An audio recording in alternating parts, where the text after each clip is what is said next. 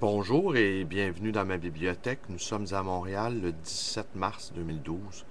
Aujourd'hui, je vous lis un poème d'Henri Michaud, Chant dans le labyrinthe, fragment. Lecture que j'offre à mon amie D, lectrice perspicace et fine. Les idées, comme des boucs, étaient dressées les unes contre les autres. La haine prenait une allure sanitaire. La vieillesse faisait rire, et l'enfant fut poussé à mordre. Le monde était tout drapeau. Il y avait eu autrefois des hommes prenant leur temps, brûlant paisiblement des bûches de bois dans de vieilles cheminées, lisant des romans délicieux où ce sont les autres qui souffrent. Ces temps n'étaient plus. Les fauteuils en ce siècle brûlèrent et le contentement barbelé des riches de ce monde ne se défendait plus. Il fit froid pour tous cette année. Ce fut le premier hiver total. L'espoir sourdait vaille que vaille, mais l'événement s'en foutant, comme une brute qui arrache pansement et chair et drain à la fois, il fallait recommencer à souffrir sans espoir. De distance en distance apparaissait une lueur, mais la vague de fond qui emportait le tout ne se levait toujours pas. Des peuples, les uns gagnaient, les autres crevaient, mais tous restaient emmêlés dans une misère qui faisait le tour de la terre. Comme la mer ne se fatigue pas de heurter le rivage d'inutiles vagues, ainsi cette grande lutte poussait toujours en avant de nouveaux rangs. Avance trépidante qui n'avançait à rien, retraite éberluée qui finissait devant le vide. Vide. Jamais on ne vit autant de coups d'épée dans l'eau. Les reines de l'humanité flottaient au hasard, mais pourtant, mais partout, sous des rivages divers, le père, le chef, lorsque sa vie autoritaire comme une rame, s'enfonce dans sa famille qui se tait. L'année était comme un mur devant la race des hommes. La terre jusqu'au plus haut était une seule laitance, d'où l'on n'arrivait pas à sortir la tête.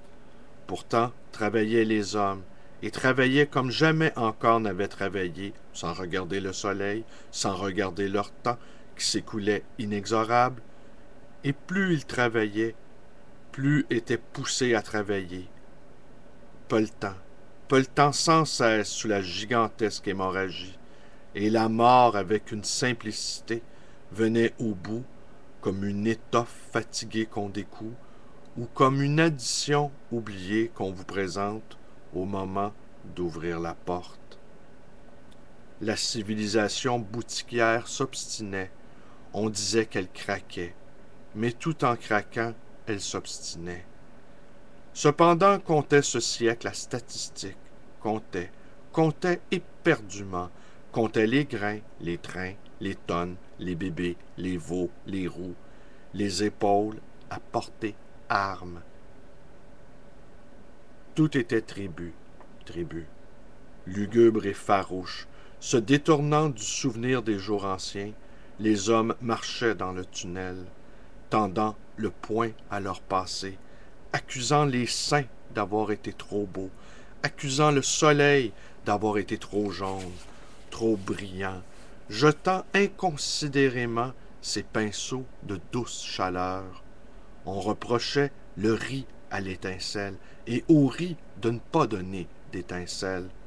Tout était nivelé, à la reine d'être bonne dactylo, et docile à tous les prêches, l'homme abattu, ne sachant quoi. Pauvre pays, comment a-t-on pu t'aimer ainsi? Voici qu'est venue l'époque dure, plus dure encore, plus dure que la condition de l'homme. Elle est venue de l'époque. Je ferai de leur maison des lieux de décombre, dit une voix. Je ferai de leurs vaisseaux qui voguent sur l'eau des pierres, qui coulent rapidement. Je ferai de leurs familles des hordes terrifiées. Je ferai de leurs richesses ce qu'une fourrure font les mythes, n'en laissant que le spectre, lequel tombe en poussière au moindre geste. Je ferai de leur bonheur une sale éponge qu'il faut jeter, et leurs projets d'autrefois, plus comprimés que le corps de la punaise, persécuteront leurs jours et leurs nuits. Je ferai planer la mort en vérité, et en réalité, et malheur à qui se trouvera sous ses ailes.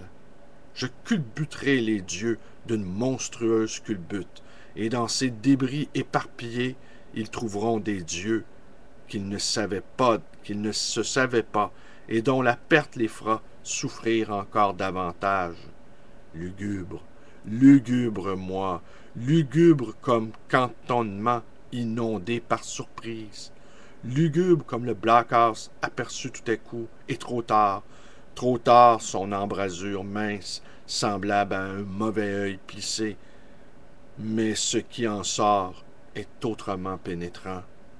Lugubre comme un croiseur sans escorte aérienne, le soir, près des unités ennemies, tandis qu'on entend des bruits dans le ciel, que l'on n'identifie que trop bien, quoique encore faibles, mais ils grossissent si épouvantablement vite, et le croiseur s'en va, zigzagant comme une phrase maladroite qui ne rencontre pas le lit de l'histoire. Lugubre et pas fini.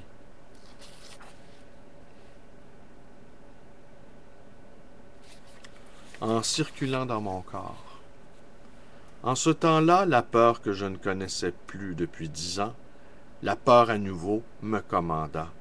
D'un mal sourd d'abord, mais qui, quand il vient enfin, vient comme l'éclair, comme le souffle qui désagrège les édifices, la peur m'occupa. Ma peur songeant à ma main qui, dans un avenir proche, devait se figer, cet avenir à l'instant fut, et ma main se figea, ne pouvant plus retenir un objet, ma peur pensant la nécrose des extrémités. Aussitôt mes pieds se glacèrent, et la vie les quittant, se trouvèrent comme tronçonnés de mon corps. Un barrage catégorique m'en tenait désormais éloigné. Déjà j'abandonnais ces mottes qui seulement pour peu de temps encore devaient s'appeler mes pieds, me promettant des douleurs terribles avant de s'en aller, et après étant parti. Ma peur ensuite allant à ma tête, en moins de 2, un mal fulgurant me sabra le crâne, et s'ensuivit une défaillance telle que j'eusse reculé devant l'effort pour retrouver mon nom. Ainsi je circulais en angoisse dans mon corps affolé, excitant des chocs, des arrêts, des plaintes. J'éveillai les reins, et ils eurent mal. Je réveillai le côlon, il pinça. Le cœur, il dégaina. Je me dévêtais la nuit, et dans les tremblements, j'inspectais ma peau dans l'attente du mal qui allait la crever. Un chatouillement froid m'alertait tantôt ici, tantôt là, un chatouillement froid à toutes les zones de moi. La guerre venait de finir, et je cessais de me remparer quand la peur, qui n'attend qu'un soulagement pour paraître, la peur entra en moi en tempête, et dès lors, ma guerre commença.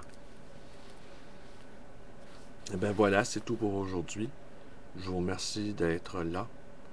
Si mes vidéos vous plaisent, eh bien, vous pouvez vous y abonner à ma chaîne YouTube, B. Lalonde 100. Vous pouvez également devenir un camarade Facebook en vous joignant à ma page. Vous pouvez me téléphoner à ma librairie 514-736-0999. Et vous pouvez également me rendre visite, la librairie Le Livre Voyageur, à Côte-des-Neiges, à côté de l'Oratoire Saint-Joseph. Merci et bonne journée.